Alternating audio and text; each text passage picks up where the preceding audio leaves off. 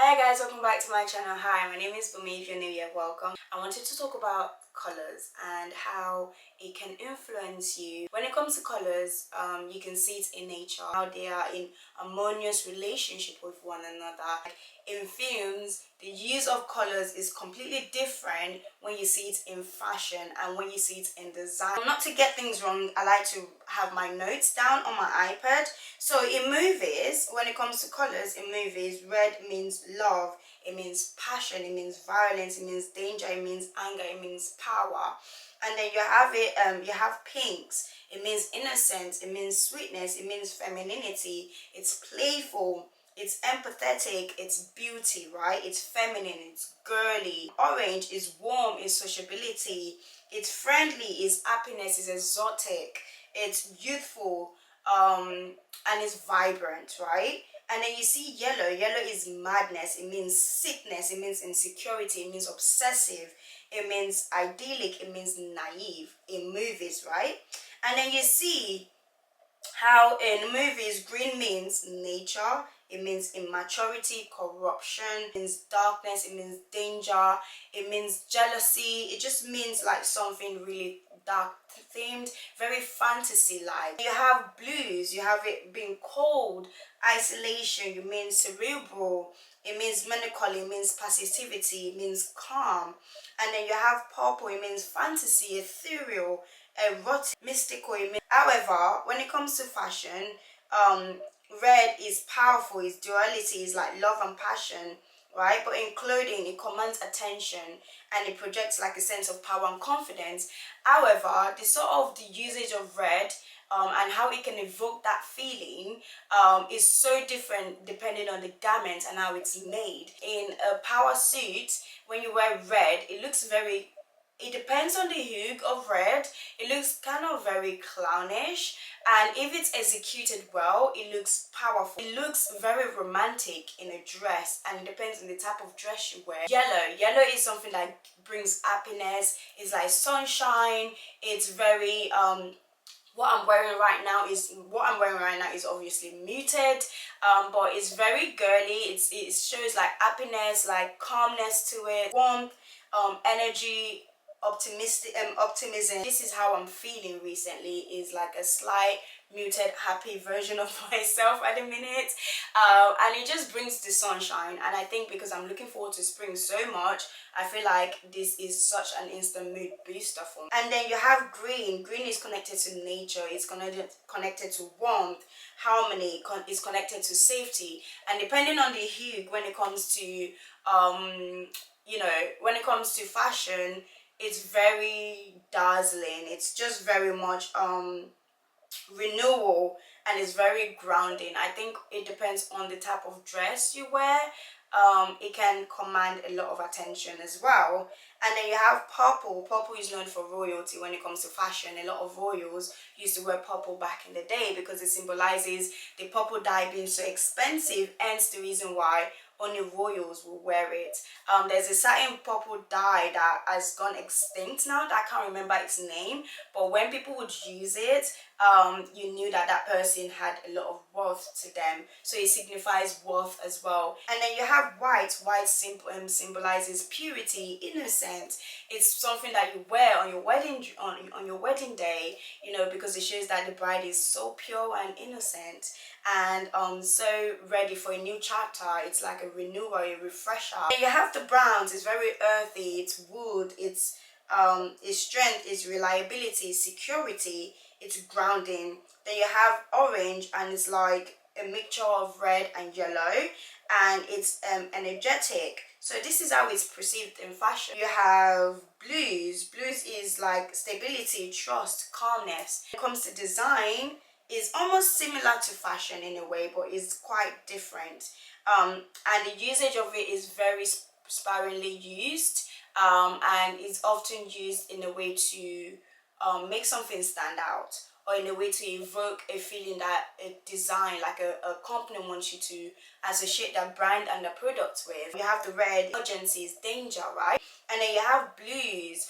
Blues is very trusting. Some blues, when it's used in a deeper color, it shows royalty, it shows status symbols. But when it's used in a different lesser hue or saturation, it's playful, it's childlike.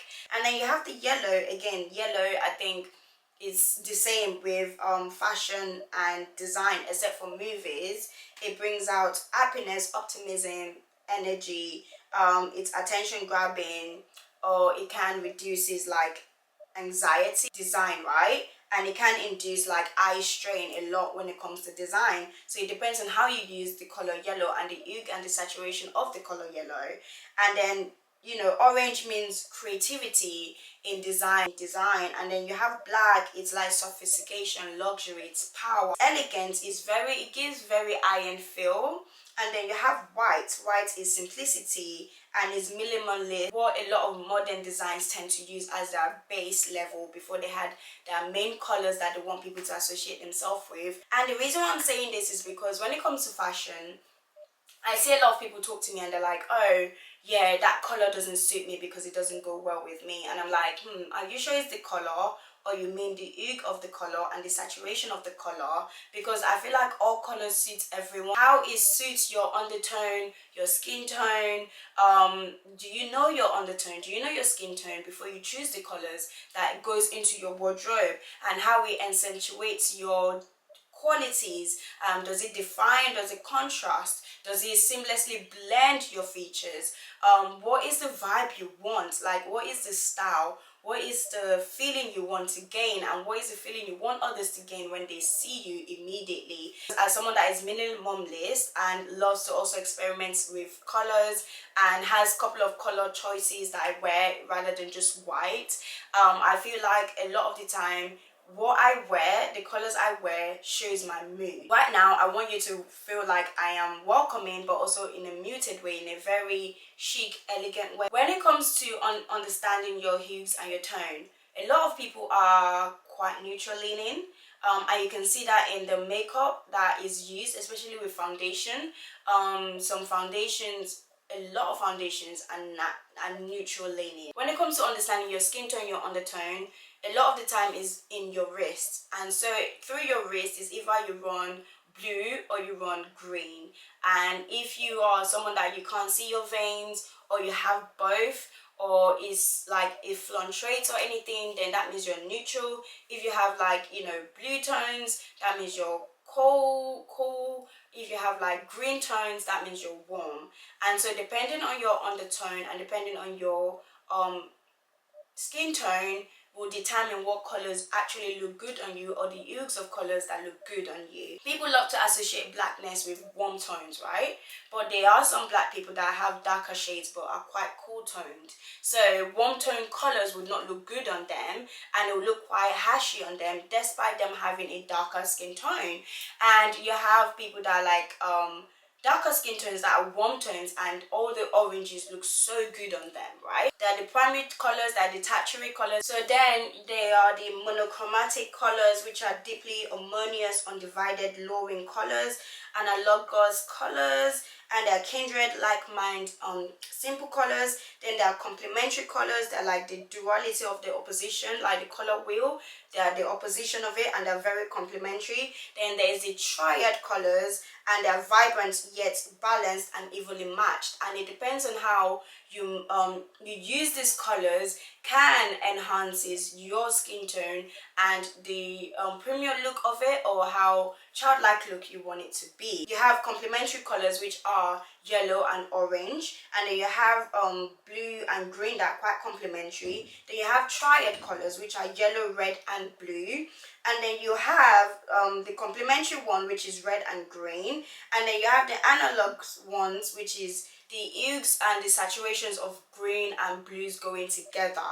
And then you have also the yellows mixing into oranges. Those are the analog colors, and they evoke like different feeling when you wear them all together. It's so good when it comes to your bedroom as well. The colors you use for your bedroom is different from the colors you will use in your living room. It's different from the colors you will use in your kitchen. It's different from the colors you will use in your bathroom. The colors that you use actually define what those feelings it would evoke. For example, with me, I want my bedroom to feel very happy.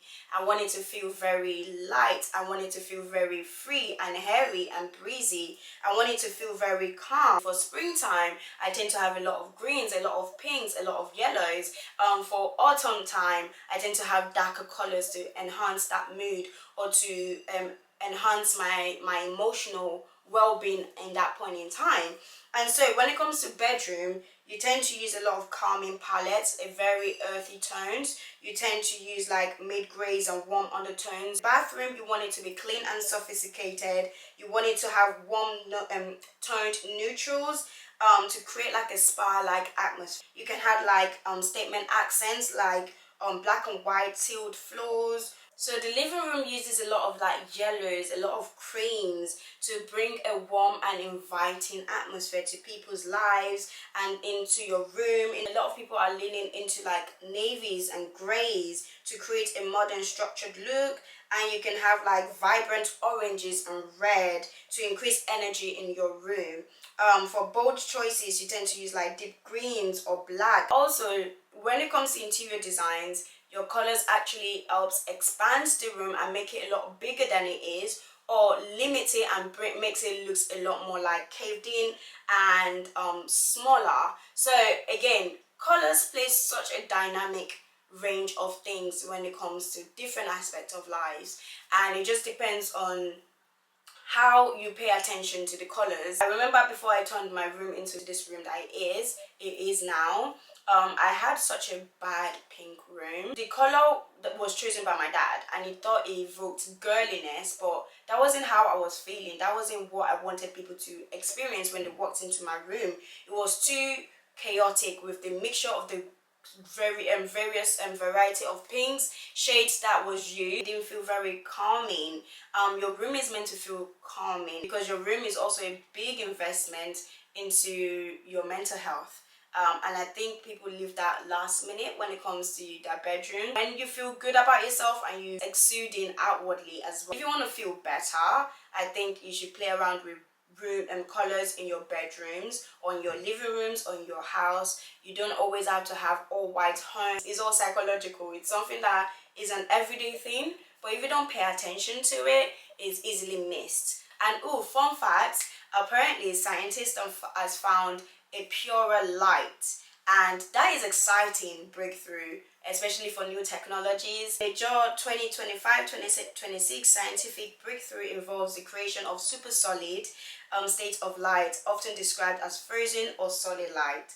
Italian researchers from National Research Council and the University of Pavia, I hope I'm not saying that wrong, in a study published in Nature in March 2025, achieved this by forcing photons to behave like a structured solid.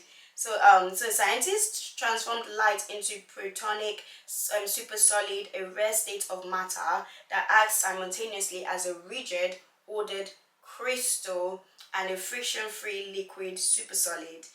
Researchers used gallium arsenide semiconductor chip designed with microscopic reach. By firing a laser at this, they create a polaritons hybrid particles of light and matter, which when intensely cooled and densely packed bonds together in a stable structure. So this is important in quantum computing, is important when it comes to the new states of matters, is important when it comes to fundamental physics, and also it's like it's made researchers develop LEDs that is used when it comes to organic molecules as antenna to transfer energy, and over 98% efficiency produce narrow spectrum high purity light for biomedical sensing and communication. I don't know, I just found this new discovery out, and it's just so exciting. As someone that is a nerd on the load that loves to do research on random things, I just thought that that would be so cute to let you guys know. And there's something else that I would like to involve in, but I'm not so sure about the information yet and how educative it is, and if it's actually accurate for me to say that out loud. So yeah, this is me. I love fun facts. I love random fun facts and interesting facts. But yeah, thank you so much for watching, and welcome to my channel. And please don't forget to like, share, comment and subscribe, and I will see you in my next one. Bye. Bye guys.